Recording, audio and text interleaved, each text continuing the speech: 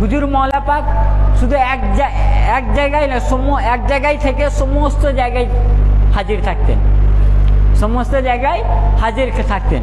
যেমন এক জৈনিক জমিদার হত্যার অপরাধে কোথা ভর্তি হয়, জেলে বন্দী হন, এবং তার উপর কিসের হুকুম হয়, ফাঁসির হুকুম হয়। তো তিনি হুজুর মওলা পাকের একজন বিশিষ্ট আশিক ছিলেন, এবং তার বন্ধু হাজী মোহাম্মদ এহসান হুজুর মওলা পাকের নিকটে পাঠান। তার বন্ধুকে হাজী মোহাম্মদ এহসানকে হুজুর মওলা পাক আলাইহিস সালামের নিকটে পাঠান। কিসের জন্যে?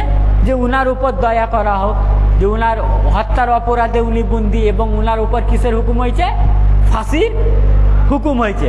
তো ফাঁসির হুকুম হবার কারণে মওলা পাকের কাছে পাঠিয়েছে। তো মওলা পাক আলাইহিস সালামকে যখন হাজী মোহাম্মদ এহসান সাহেব বলতে লাগলেন, তো হুজুর মওলা পাক রাগান্বিত হলেন। রাগান্বিত হয়ে বলে, হত্যার কোনো মাপ নাই, হত্যার কোনো মাপ নাই। তো উনাকে নিজের হুজরা মুবারক থেকে বার করে দিলেন। আবার উনি যেহেতু উনার বন্ধুর এই অবস্থা দেখে, তো উনি আবার হুজুর পাকের কাছে আসলেন, মওলা পাকের কাছে। তো আসার পর সেই একই ঘটনা। তো যখনই আবার হুজুর মওলা পাকের মনে পড়ে যাচ্ছে না হত্যার অপরাধে বন্দী আছে, তার ফাঁসির হুকুম হয়েছে, তো হুজুর পাক আবার তাকে হুজরা মুবারক থেকে কি করেন, বার করে দেন। তো আবার তার খানিকক্ষণ পর আবার সেই বন্ধু আসেন, হাজী মোহাম্মদ এহসান সাহেব আসেন।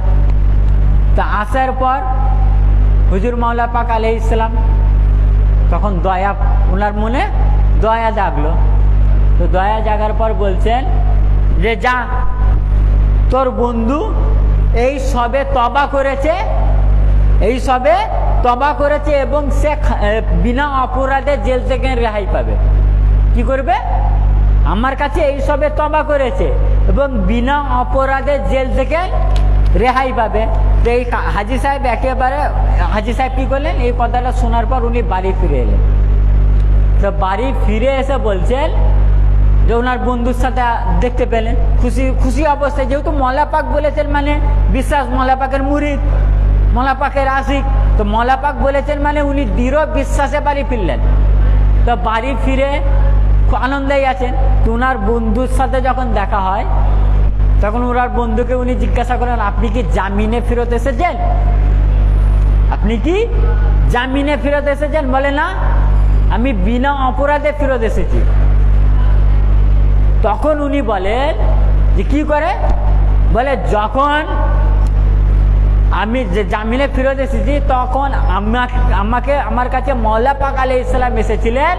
মওলা পাক আলাইহিস সালাম এসেছিলেন, আমি তানার হাতে তওবা করেছি, তানার কাছে তওবা করেছি, এবং তিনি আমাকে বিনা অপরাধে বার করিয়েছেন, এবং বলেছেন যে পৃথিবীর যতই বাদশা হোক না কেন, তোকে কেউ শাস্তি দিতে পারবে না, কারণ এই হুকুমটা আমার নয়, এই হুকুমটা হুজুর গস পাক আলাইহিস সালামের। তো সেই বন্ধুটা হাজী মোহাম্মদ এহসান বলেন, তো যখন এই হুজুর মওলা পাক যেটা বলেছিলেন যে আমার এই সবে তওবা করেছে, ওই কথাটা আর এর কথাটা মিলিয়ে দেখি যে একই ডেট একই সময়ে, অর্থাৎ হুজুর মওলা পাক নিজের হুজরা মুবারকে রয়েছেন হাজী মোহাম্মদ এহসান সাহেবের কাছে, আবার সেই মুহূর্তে হুজুর মওলা পাক সেই ব্যক্তির কাছেও রয়েছে। সেই ব্যক্তিটা কোথায়? জেলে। কিভাবে সম্ভব? এটা ইনাদের রুহানি জীবন, নুরানি জীবন বলেই সম্ভব। তো মুআজ্জাজ, যাই হোক, আমার মুখতাসার বক্তব্য এখানেই শেষ করলাম। ওয়া মা আলাইনা ইল্লাল বালাগ। আসসালামু আলাইকুম ওয়া রাহমাতুল্লাহি ওয়া বারাকাতুহু।